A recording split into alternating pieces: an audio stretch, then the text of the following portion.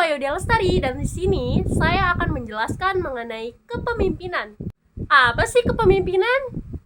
Kepemimpinan merupakan proses memimpin sebuah kelompok dan mempengaruhi orang-orang tersebut yang berada di dalam kelompok untuk mencapai sebuah tujuan dalam organisasi ataupun perusahaan. Nah, kita sering dengar nih kata pemimpin dan kepemimpinan. Bedanya apa sih, teman-teman? Nah, kalau pemimpin itu adalah orang atau individu tersebut. Kalau kepemimpinan merupakan sifat kepemimpinan dari pemimpin tersebut. Dapat dipahami ya, teman-teman? Nah, teman-teman, di dalam kepemimpinan itu terdapat 3 teori. Yang pertama ada teori genetik. Di teori genetik itu, pemimpin itu dilahirkan. Dan yang kedua ada teori sosial. Teori sosial merupakan pemimpin itu dibentuk. Dan yang ketiga, ada yang namanya teori ekologis. Teori ekologis itu pemimpin itu dibentuk dan dilahirkan. Nah, dalam memimpin itu harus terdapat sifat-sifat kepemimpinan. Berikut sifatnya. Yang pertama itu dapat menginspirasi orang lain. Dan yang kedua, mempengaruhi orang lain untuk berperilaku lebih baik. Dan yang ketiga, memperjelas apa dan mengapa ini perlu dilakukan. Dan yang keempat, mengkomunikasikan tujuan yang ingin dicapai kepada tim. Dan yang kelima, membuat tim bereaksi atau beraksi sehingga tugas tersebut tercapai. Nah, sekarang saya akan menjelaskan mengenai gaya kepemimpinan. Apa sih gaya kepemimpinan itu? Gaya kepemimpinan adalah cara seseorang pemimpin untuk mempengaruhi dan mengarahkan orang lain untuk mencapai tujuan bersama. Nah, gaya kepemimpinan yang efektif itu dapat sangat mempengaruhi kinerja tim, motivasi karyawan, dan keberhasilan untuk mencapai tujuan organisasi. Nah, ada berbagai macam gaya kepemimpinan.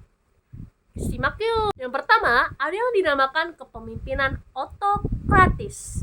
Otokratis merupakan gaya kepemimpinan yang dimana pemimpin tunggal yang memegang kendali penuh atas semua keputusannya, dengan sedikit atau tanpa masukan dari anggota tim, yang berarti semua arahan, aturan, prosedur itu ditetapkan oleh pemimpinnya saja. Nah, selanjutnya ada kepemimpinan demokratis partisipatif. Itu merupakan gaya manajemen yang melibatkan anggota tim secara aktif dalam pengambilan keputusan dan mendorong kolaborasi serta komunikasi yang terbuka. Meskipun keputusan akhir ada di tangan pemimpin, pendekatan ini tuh menghargai masukan serta meningkatkan moral dan menumbuhkan rasa kepemilikan karyawan. Nah, selanjutnya ada gaya kepemimpinan transaksional. Gaya kepemimpinan transaksional itu berfokus pada pertukaran antara pemimpin dan bawahan dengan menggunakan sistem penghargaan atau rewards dan hukuman atau punishment untuk mencapai target kinerja dengan jangka pendek. Pemimpin menetapkan standar yang jelas, mengawasi kepatuhan, dan memberikan imbalan atas pencapaian atau dengan saksi atas kesalahan. Nah, lalu ada gaya kepemimpinan transformasional. Gaya kepemimpinan transformasional merupakan pendekatan yang fokus pada inspirasi, motivasi, dan pemberdayaan bawahan untuk mencapai potensi yang maksimal, serta melakukan perubahan positif dalam organisasi.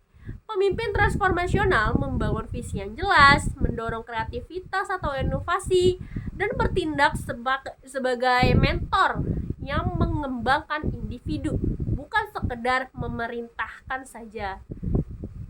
Nah, selanjutnya ada gaya kepemimpinan karismatik.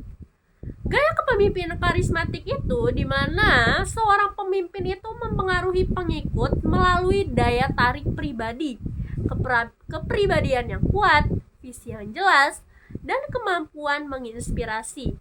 Emosi untuk membangun ikatan kuat dan memotivasi demi mencapai tujuan bersama. Nah, selanjutnya ada gaya kepemimpinan strategis. Gaya kepemimpinan strategis merupakan pendekatan pemimpin dalam memvisualisasikan, merencanakan, dan memimpin sumber daya organisasi secara efisien untuk mencapai kesuksesan dalam jangka panjang, sambil beradaptasi dengan perubahan.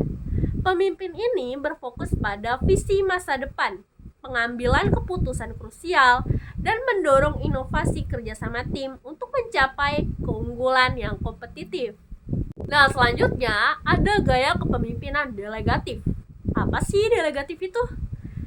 Gaya kepemimpinan delegatif merupakan di mana pemimpin memberikan otonomi penuh kepada anggota tim untuk menyelesaikan tugas dan membuat keputusan. Mendelegasikan tanggung jawab sambil mempercayai keahlian mereka dan hanya campur tangan saat diperlukan saja. Nah, selanjutnya ada gaya kepemimpinan visioner. Pendekatan yang berfokus pada perumusan visi masa depan yang jelas, inspiratif, dan realistis untuk mengarahkan organisasi dalam mencapai kesuksesan jangka panjang. Nah, selanjutnya ada gaya kepemimpinan laissez-faire atau lepas tangan.